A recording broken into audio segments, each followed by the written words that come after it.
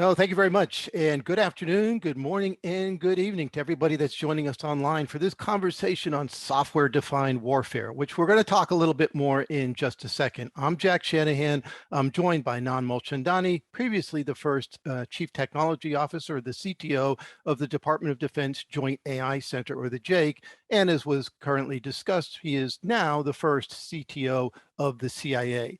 We only have 25 minutes for this conversation. It's going to go by very quickly, but I thought it'd be important to provide a little bit of framing remarks before we jump deep into the conversation. I retired from the Air Force in the summer of 2020 after 36 years in uniform. My final two positions were in the Pentagon, and I was tasked with standing up the DoD's first and still only two dedicated AI fielding organizations. The first one was Project Maven, also known as the Algorithmic Warfare Cross-Functional Team, and the second was the JAIC, the DoD Joint AI Center. Based on all the experiences that I had in Project Maven and the scars that I incurred along the way, it was pretty obvious to me that at the top of my priority list when standing up the JAIC was to find somebody from the outside, not within government, somebody with extensive commercial technology industry experience to come in and be the first CTO for the JAIC. It would have to be someone who was willing not to get rich and to work through government bureaucracy, both of which were detractors for some people. The way that Nand's world and my world intersected is a fascinating and somewhat humorous discussion all by itself. That conversation for a different time and different day. Suffice it to say that when Nand accepted the position, as I've said many times before, I'll say today and I'll say many times in the future, the JAIC changed pretty much instantly the moment he walked in the door because of what he brought to the table with his commercial software experience. It only took him a couple of months to learn how to speak the incomprehensible language of the Department of Defense and to get his arms around what we were trying to do, which is bring AI at speed and scale throughout the entire department. But after just a couple of months, Nand would come down to my office and we would have a recurring conversation. That conversation would go pretty much something like this. General, I get it. I know how important AI is to the future of the department. It's critical, no doubt about it. Our adversaries are moving very quickly, AI. Their intent is crystal clear. I know we need it. We need it yesterday, but here's what we can't do. We cannot bring AI at speed at scale to the Department of Defense unless we fix the underlying architecture. What you see is this beautiful tip of ice. The sun is shining. It's a cold December day. There's this blue glow to this piece of ice. It's gorgeous on top of the water. What we're not seeing is the dirty 90% rest of that iceberg below the water that we have to take care of, or that blue, beautiful piece of ice on the tip of the water will mean absolutely nothing. And my question back to Nand was, what does that mean? What do we need to do about it? And we would get into this conversation. The whiteboard would come out, the dry erase markers would come out, and we talk about what it would really take to fix the architecture of the department. So with that as the backdrop, Nand, here's the first and most obvious question. Why did you write this report? Why the title? Software-Defined Warfare, Architecting DoD's Transition to the Digital Age. And then what are the key themes in the report that you think are worth this audience hearing right now? So I'll turn that over to you, Nand, to answer those questions. Well, thank you, sir. And first thing I've got to say is I think you completely overstate my contribution to the fight. Obviously, you as a leader and a mentor and someone who, you know, I've learned a ton from, and obviously you co-authored this paper. So this is not credit to me, this is credit to you. I think this exact dynamic of bringing the best of, hopefully the best of thinking on the software and technology side, melded in with obviously incredible experience that you and all of our colleagues had together, I think is really how we're going to win this game. So to answer your question, the big picture is that this was meant to be provocative in some way, which is we have to set up, in the technology world, we call these, you know, big, hairy, you know, aggressive goals, as you have to set up a future and a vision of where we need to take things and then work our way towards it tactically over time. And I think a lot of the discussion that I thought we were having was, there was obviously strategy and tactics together, but this was a culmination of, I think, the work that you and I thought about and did there, which is how do we set up the big broad future of kind of where things needs to go. In the tech industry, we talk about software defined as a core technology pivot that happened over the past 25 to 30 years, which is this idea that I think things like virtualization, which then led to things like cloud computing and then to containerization, et cetera. This has been a natural evolution of moving away from hardware-centric design points, which tend to be slow moving.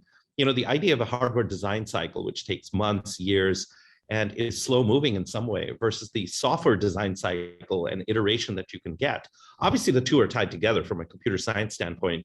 Anything you can do in hardware, you can implement in software, and vice versa. It's a trade-off of things like performance and cost and other pieces there.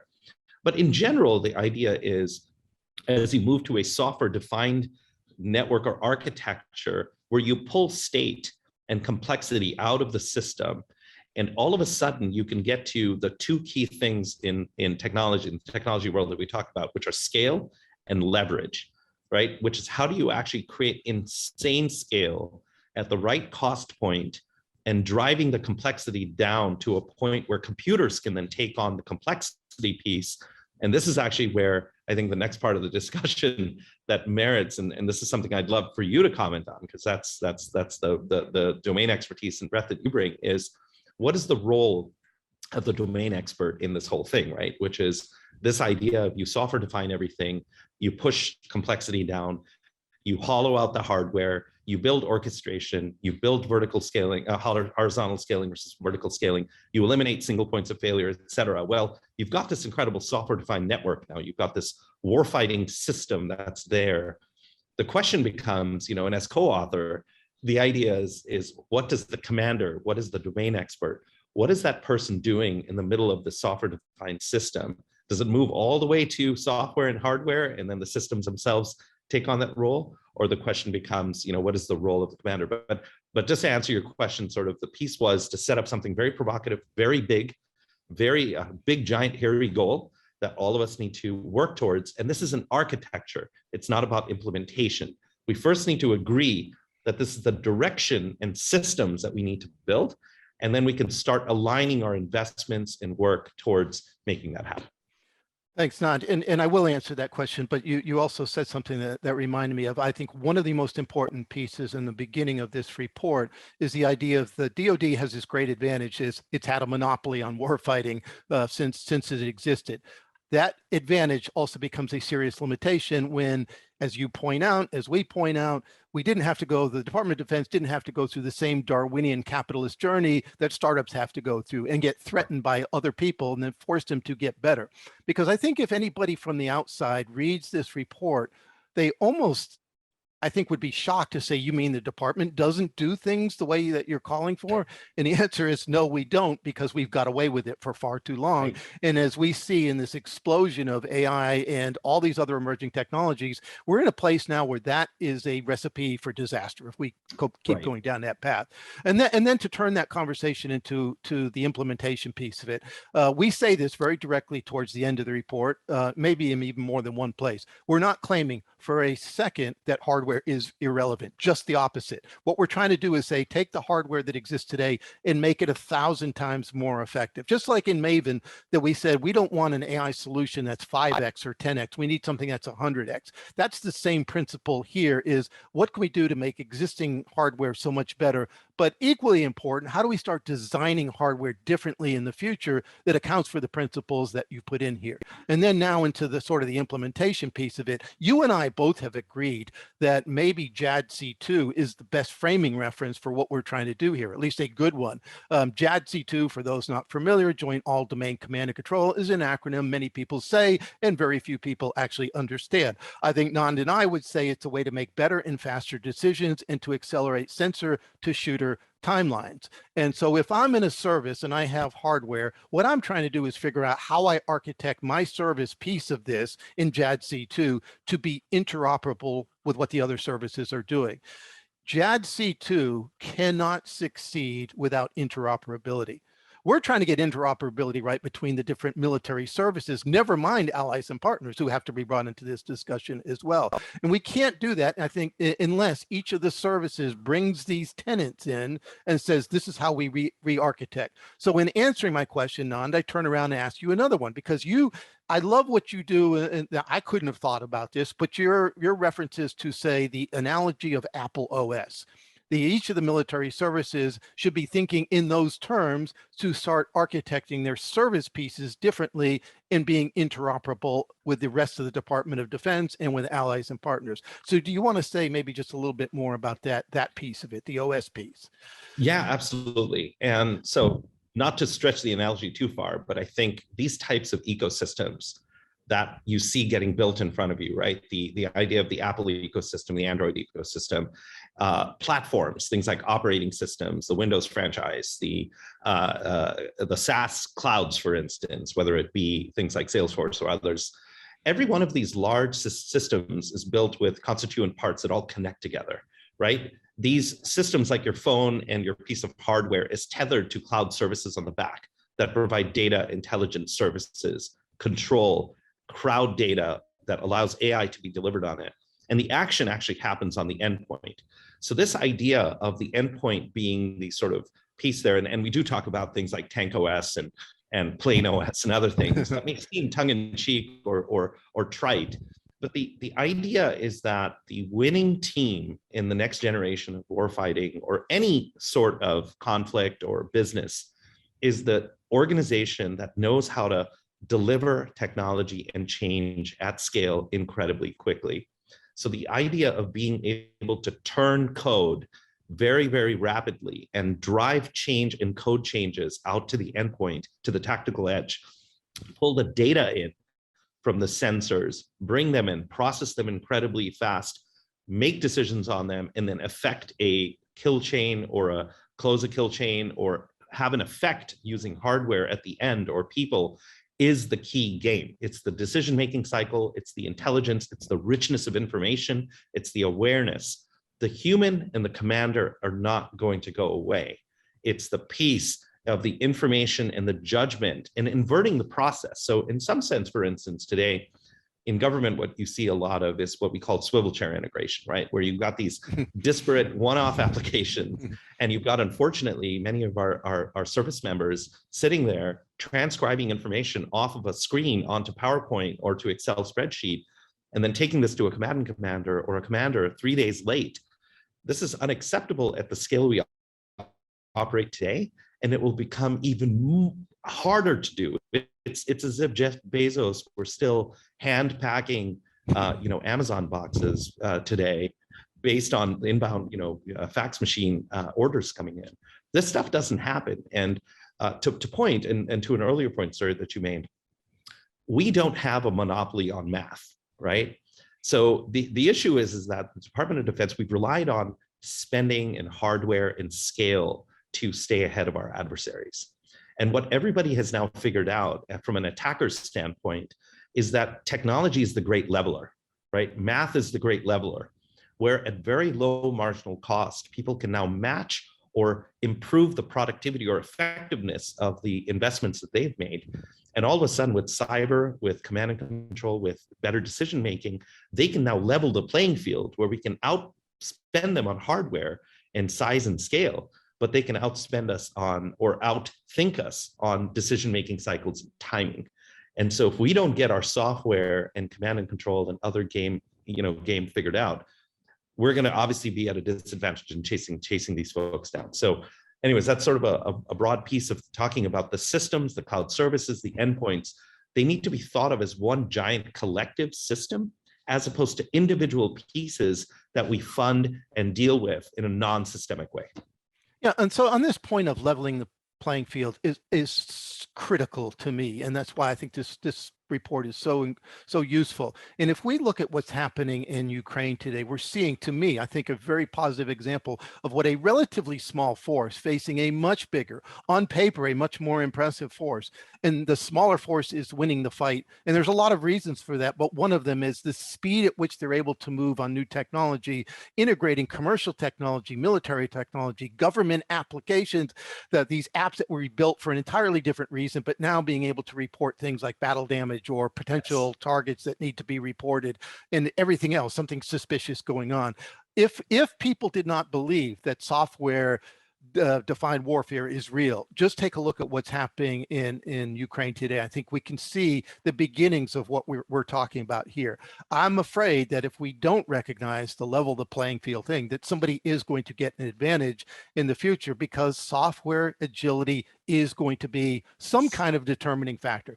Not trying to say it's going to take a bigger role than saying morale and commanders' intent and how forces perform on the battlefield, so on. But it could become a determining factor to the side that has greater agility, and as you say, as we both say in the report, to move much faster than the other side is moving. So the whole OODA loop piece that you bring in there.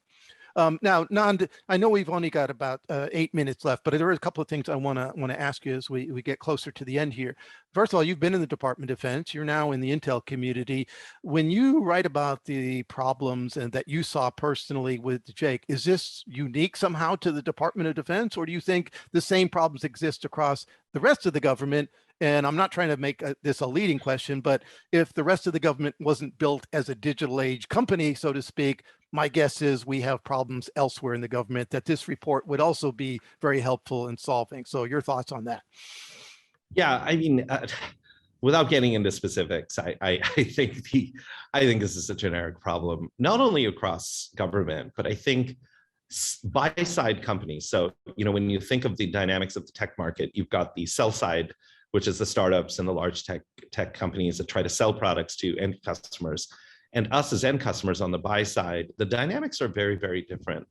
The first point that you made, right, which is the broad point, which is for every Netflix and Blockbuster type situation, what ends up happening is when Netflix puts a Blockbuster out of business, there's a reset of the tech stack, right, which is it was current as of the point at which Netflix took over from Blockbuster, and that became the new tech stack.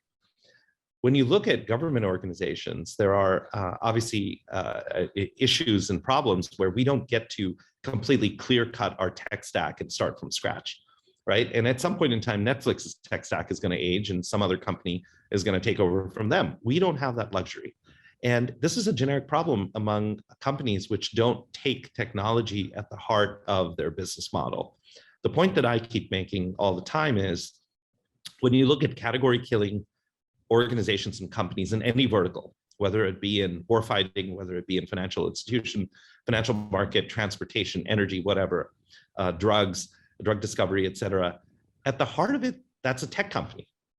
The category killer company is a tech company that happens to be operating in a particular vertical. And I think we need to take that level of seriousness and focus and game to bring to the table. And I know it's crazy to think of the Department of Defense as a technology company first, and then a warfighting, that happens to be in the warfighting business. But I think this is the level of seriousness that, this is Mark Andreessen's software and technology is eating the world. Anything that technology touches, it completely transforms and breaks open whatever monopoly or company or organization or model that it has and remakes it. And the point that you made, sir, in the paper, is that we can't let this happen to us, because it's one thing to not get mailed tapes and videotapes or DVDs. It's another thing to lose or be behind the 8 ball on the next war. And we need to take these shifts and stuff very, very seriously at a macro level. Yeah, and that gets to what worries me probably more than anything else, and I know worries you as well, which is why you're continuing to do what you're doing and serve the government, because we have a level of maybe overconfidence, sometimes approaching hubris about we're always the biggest and the best. As we say in the report, we have the most, the biggest, the best capital investments. Yeah. But those capital investments are now jeopardized. You know, the $10 billion capital investment could be jeopardized by a $1,000 drone that happens to be weaponized, and there are 1,000 of those drones approaching a carrier battle group. That period is on us now. We have got to wake up to what's happening in the rest of the world, and we will be the best until we're not.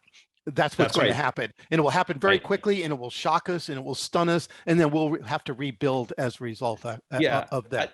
I view this as we're in a pond, and we're the biggest frog or fish in the pond. That's great. The problem is that looking at our peer group and seeing that we're the best does not change the fact that there are environmental things that are actually draining the pond, or other big predators and things looming that could change the game. It's the forward radar problem, right? Which is, if we're only looking at the stuff that we know about and looking for the keys under the light, yes, we could be number one. That's fine. But the real stuff that kills and boils organizations alive at this scale is not the stuff that you see or the forward radar that you deal with. It's the environmental conditions around you that change, that then fry the entire pond and change the game. And the fish that, I guess pushing this too far, is develops legs and crawls out of the pond and figures out how to get to the big ocean. That's the one that wins the game then. Yeah, it's hard to top the frog piece of this, but we really do have to. There's a reason Agile became accepted everywhere that was working very quickly in software, and in the hardware business as well. Waterfall's not going to cut it in this day and age. That's maybe one of the biggest lessons we have to take away. And as we get ready to close out, we have 2 minutes left, and the last thing I want to do is interfere with my successor, Mike Groen, who will be coming on next to talk, and I don't want to take away any time from him. But what I want to say, Nand, and then I'll give you the last word, is to say thank you. Thank you for what you did for the Department of Defense and the JAIC, your willingness to keep carrying the flame in the government. And as you said earlier, to me, this is an outstanding example of somebody that comes in with technology experience, commercial software industry experience, working closely with somebody that's got a whole bunch of time in uniform, knows bureaucracies, organizational design, how to get things up and running.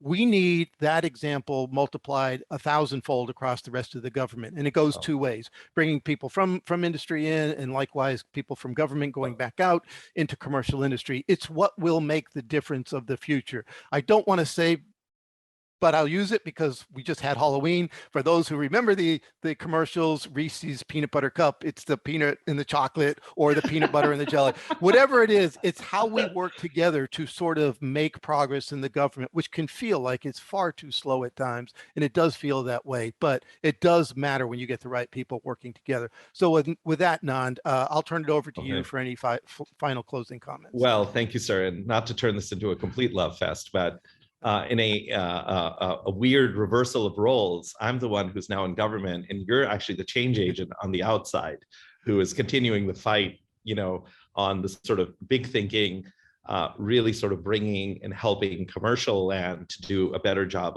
of serving the government. So we're now, I guess, inverted roles here. And it's really good, to your point, having that mix of experience and blending is incredibly important. It's very, very rare, still very rare, which is a surprise and unfortunate.